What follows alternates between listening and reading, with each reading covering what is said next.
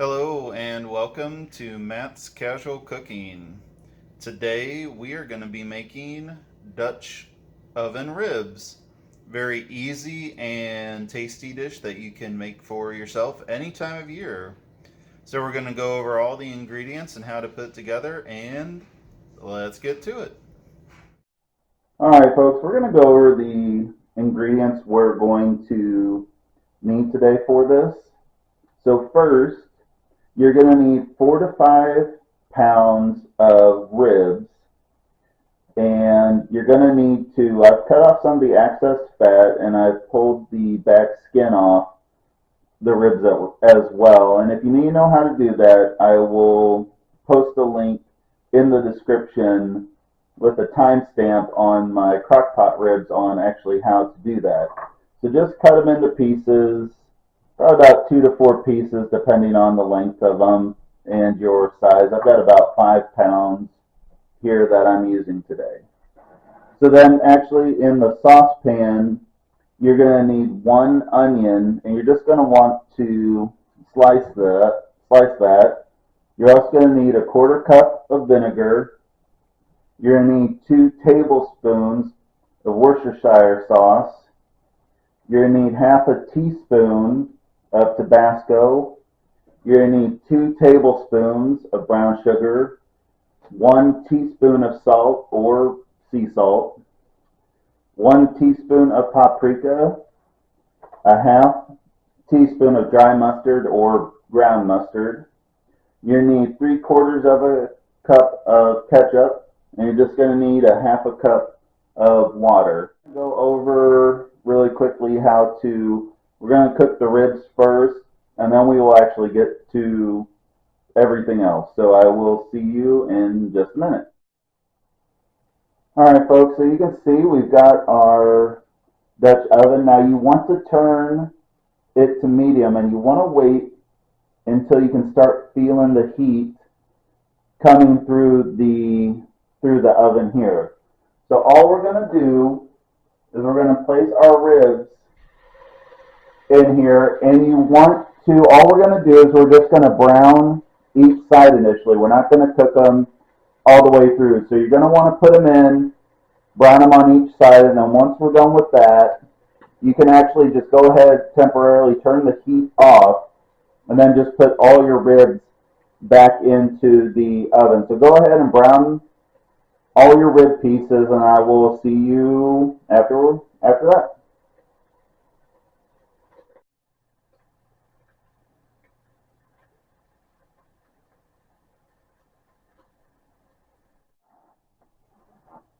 Alright folks, so our ribs are currently done browning, and I've already went ahead and put them back in the Dutch oven, and it's just sitting on a kind of off to the side, off of the heat for the time being.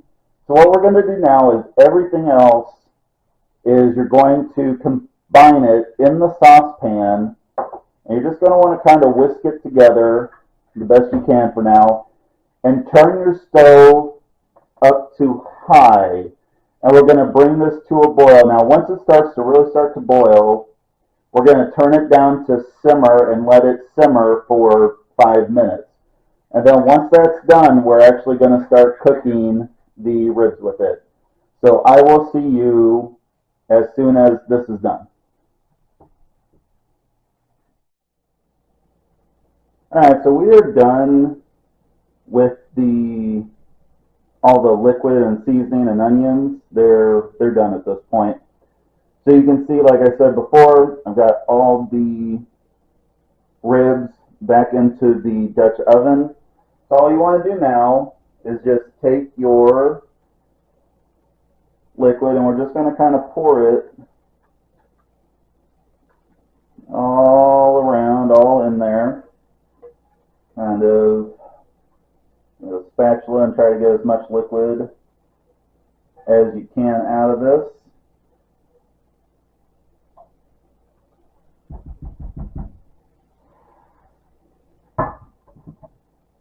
And now for cooking, what you're going to do is we're going to turn our oven to low. We don't want this on high or anything, we just want it on low.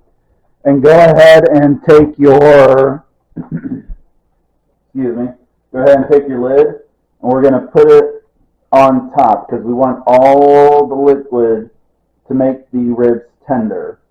So we're going to cook this for about 2 hours.